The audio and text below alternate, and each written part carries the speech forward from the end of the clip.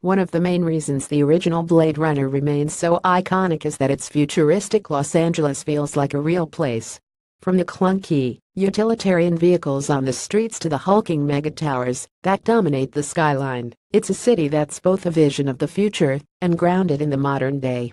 Much of that look comes down to one man, Sid Mead, a concept artist and industrial designer. And for both fans of his work and the uninitiated, a new book, called The Movie Art of Sid Mead Visual Futurist, is the perfect way to delve further into Mead's particular brand of science fiction. Mead's career hasn't been limited to Hollywood. He started out designing vehicles for the likes of Ford and U.S. Steel, and products for Philips, but his work in films is what he's predominantly known for. Particularly a trio of sci-fi classics from the 1980s: Blade Runner, Tron, and Aliens.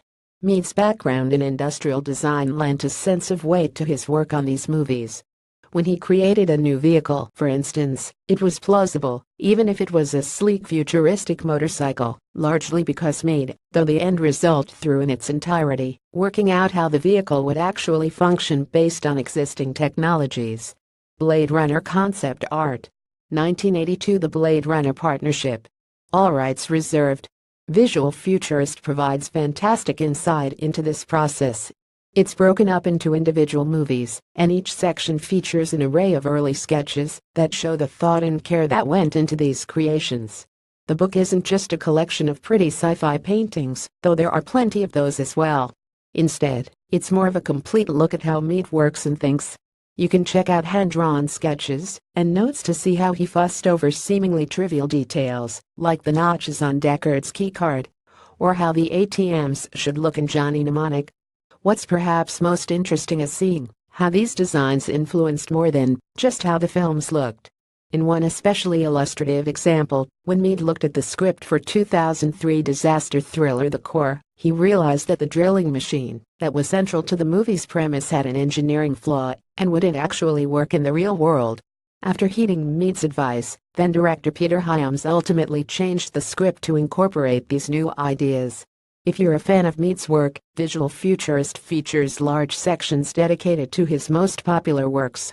Blade Runner is focused on in particular, but also movies like Elysium, Star Trek the Motion Picture, as well as his brilliant designs for the reimagined version of the Starship Yamato and Yamato 2520. One of the great things about the book, though, is that it also looks at Mead's design work on a number of Lacertanen movies, including some that were never actually made, like director Rob Minkoff's live-action reboot of The Jetsons. Mead's ongoing career has spanned decades, and being able to see such a range of work in one place is fascinating.